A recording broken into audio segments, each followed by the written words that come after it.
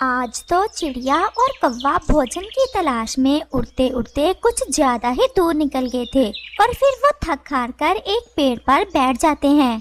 रानो चिड़िया, आज तो ऐसा लग रहा है भूखे ही सोना पड़ेगा। दोपहर हो गई लेकिन अभी तक खाने को एक दाना तक नहीं मिला। मेरा तो भूख से बुरा हाल है। कौवे भैया, आप ज्यादा चिंतित ना हो, हमें जरूर कुछ ना कुछ खाने को मिल जाएगा। वो बैठे ऐसे बातें कर ही रहे थे कि वहाँ एक पक्षी आ जाता है। चिड़िया और कौवे कहाँ से आए हो? पक्षी, हम पहाड़ों वाले जंगल से आए हैं। भोजन की खोज में निकले थे और फिरते फिरते इधर निकल आए। पक्षी जी, क्या तुम बता सकते हो हमें भोजन कहाँ से मिलेगा? यहाँ से थोड़ा आगे एक पौधा है, इस पर 2 फल लगे हुए हैं, वो लाल रंग के हैं। मुझे तो दाना मिल गया था, मैंने तो नहीं खाए वो। अगर तुम दोनों चाहो तो वो फल खा सकते हो। कहाँ? वो सामने उस बड़े पेड़ के पास। और फिर कालू कौवा और रानो चिड़िया उस लाल रंग के फल को खाने चले जाते हैं और वो देखते हैं कि वहाँ सच में एक पौधा है जिस पर 2 फल लगे हुए हैं।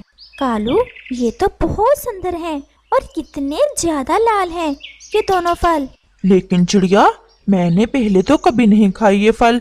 कहीं ऐसा ना हो कि इन्हें खाकर हम मर ही जाएं। वो ऐसे बातें कर रहे थे कि उन फलों में से एक फल उनसे ऐसे कहता है, कौवे और चिड़िया, आप मुझे नहीं जानते, मुझे तो सब जानते हैं। मेरा नाम टमाटर है और सब मुझे बहुत शौक से खाते हैं। इंसान तो मुझे बहुत ज्यादा पसंद करते हैं। कोई ही ऐसा घर होगा जिसमें मैं ना खाया जाता हूँगा। आप भी मुझे खा सकते हो। टमाटर भैया, हम पहाड़ों वाले जंगल से आए हैं, वहाँ तो कोई फल आप जैसा नहीं देखा। पहली बार देखा है ना आपको, इसलिए पहचान नहीं पाए हम दोनों। चिड़िया और कौवे, क्या तुम्हारे जंगल में भोजन नहीं है? पहले तो बहुत ज्यादा था, लेकिन अब भोजन की खोज में दूर दूर जाना पड़ता है। तो फिर ऐसा करें, हम 2 टमाटर हैं, एक मैं और एक मेरा ये भाई जो मेरे साथ लगा हुआ है। हम पूरी तरह पके हुए हैं और हमारे बीज भी तैयार हैं। आप दोनों ऐसा करें कि मुझे खा लें और ये जो मेरा भाई टमाटर है, इसे अपने जंगल में ले जाकर अपने घर के पास ही जमीन में दबा दें और फिर वहाँ हमारा पौधा उग आएगा। ऐसे तुम दोनों को भोजन की चिंता नहीं रहेगी। टमाटर जी, तुम कितने अच्छे हो।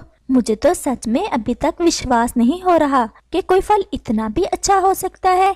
मुझे बहुत खुशी होती है जब कोई भूखा हमें खाता है, लेकिन तुम दोनों मेरी एक बात याद रखना, हमें तब ही खाना जब हम पूरी तरह लाल हो जाएं। जब हम हरे रंग के होते हैं तो हम इतने स्वादिष्ट नहीं होते।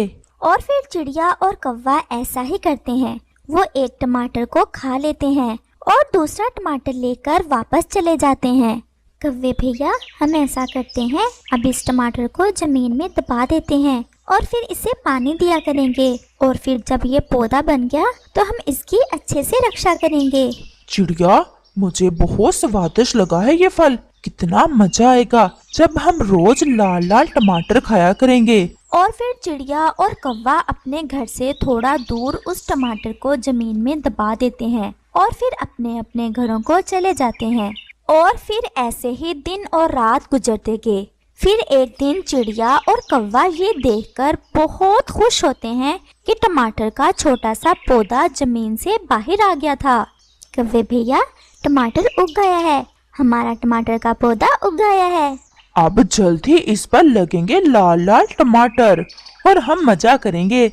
लेकिन चिड़िया, एक बात है, हम इन्हें अकेले ही खाएंगे, किसी और पक्षी को नहीं खाने देंगे। कौवे भैया, ऐसा नहीं सोचते, हमें हमेशा अपने से पहले दूसरों की चिंता होनी चाहिए। ऐसे ही मन को शांति मिलती है। अब हम इसे रोज देखकर जाया करेंगे। और फिर वो दोनों वहाँ से चले जाते हैं। और फिर एक दिन रानो चिड़िया एक पेड़ पर बैठी हुई थी कि वहाँ तोता आ जाता है। रानो चिड़िया, क्या हो रहा है? कुछ नहीं तोते भैया, मैं अपने टमाटर के पौधे को पानी देकर आई हूँ। टमाटर का पौधा? वो कहाँ है? मैंने और कव्वे ने मिलकर एक टमाटर जमीन में दबाया था और अब उसका पौधा भी उग गया है और उस पर 2 फूल भी लग गए हैं और अब मुझे इंतजार है कि कब उन फूलों से टमाटर बनेंगे और कब मैं और कव्वा उन टमाटरों को खाएंगे। चिड़िया, तुम फिर कालू कौवे पर विश्वास कर लेती हो। जब टमाटर लगेंगे तो वो तुमसे कोई ना कोई लड़ाई बना लेगा और कहेगा कि टमाटर तो बस उसी के हैं। नहीं मिट्ठू भैया, अब कालू पहले से बहुत ज्यादा बदल गया है। वो मेरे साथ काम भी करवाता है। और फिर ऐसे ही शाम हो जाती है और वो अपने अपने घरों को चले जाते। और फिर बहुत इंतजार के बाद आखिर वो दिन आ ही गया जब उस टमाटर के पौधे पर 2 टमाटर लग गए थे। कालू ऐसा देखकर जल्दी से चिड़िया की तरफ भागता है। चिड़िया चिड़िया, फूल से टमाटर बन गए, फूलों से टमाटर बन गए हैं, 2 टमाटर लगे हैं। उस पौधे को मैं अभी अभी देख कर आया हूँ। मैं भी देखना चाहूंगी। और फिर रानो चिड़िया कव्वे के साथ चली जाती है। वो टमाटर बहुत सुंदर लग रहे थे और उनका आकार भी काफी बड़ा था। कव्वे भैया, ये टमाटर तो काफी बड़े बड़े हैं। हमने अच्छे से रक्षा की है ना इस पौधे की, इसलिए ये टमाटर बड़े हैं। चिड़िया और कव्वे, अब जल्द ही हम पक जाएंगे और आप हमें खा लेना। लेकिन अब हमें बहुत प्यास लग रही है। आप पानी लाओ और हमारे पौधे की जड़ में डाल दो। हमें अब पानी की ज्यादा जरूरत है। कालू, अब तो नदी में पानी नहीं है। यहाँ से मैं पानी लाया करती थी। मुझे तो खुद भी पानी पीने बहुत दूर जाना पड़ता है। अब हम इस पौधे को पानी कैसे देंगे? अब कुछ ना कुछ तो करना होगा, वरना इतनी मेहनत का कोई फायदा नहीं होगा। और अगर ये पौधा सूख गया तो हमारे टमाटर भी सूख जाएंगे।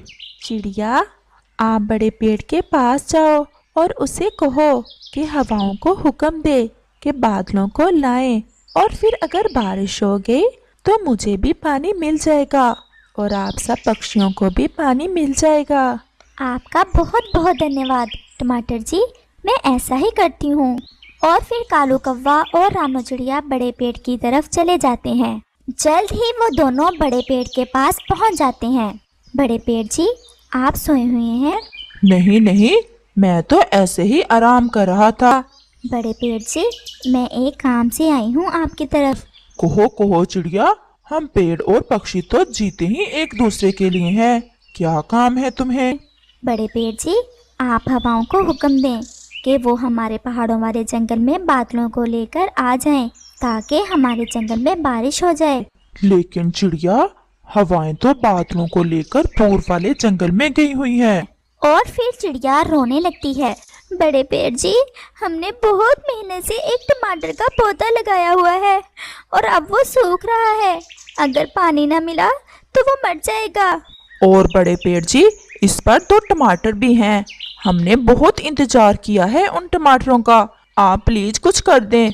चुप कर जाओ चिड़िया, मैं बुलाता हूँ हवाओं को और शाम तक बादलों को भेज देता हूँ।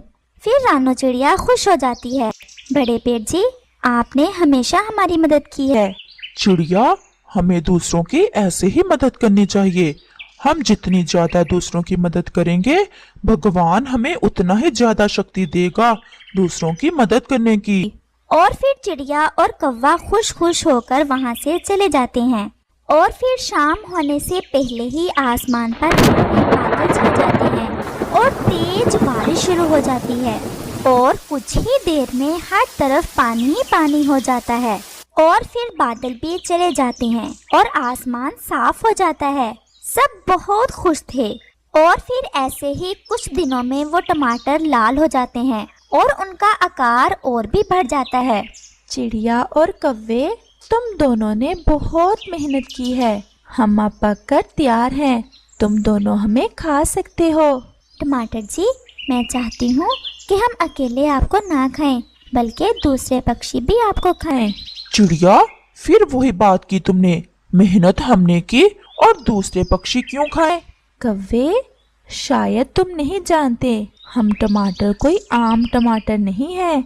हम तो बस आपकी मेहनत देख रहे थे और हमारे पापा टमाटर ने, जिन्हें तुम दोनों ने खाया था, ये आदेश दिया था कि अगर चिड़िया और कौवा अच्छे से मेहनत करें तो हम उन्हें भोजन की कभी कमी ना आने दें। इसलिए तुम सब हमें मिलकर खाओ और हम कभी खत्म नहीं होंगे। कौवा बहुत हैरान होता है और वो एक टमाटर तोड़कर खा लेता है। और फिर चिड़िया और कौवा ये देखकर तो और भी हैरान होते हैं कि जैसे ही वो एक टमाटर तोड़ते हैं वहाँ 2 और पके हुए टमाटर लग जाते हैं। वो बहुत खुश होते हैं और फिर रानो चिड़िया बाकी पक्षियों को भी बुला लाती है। फिर सब पक्षी रोज मजे मजे से पके पके टमाटर खाते हैं। लेकिन उस पौधे से टमाटर तो कम ही ना होते बल्कि पहले से भी और ज्यादा लग जाते। इस कहानी से हमें सीख मिलती है कि मेहनत में ही महानता है।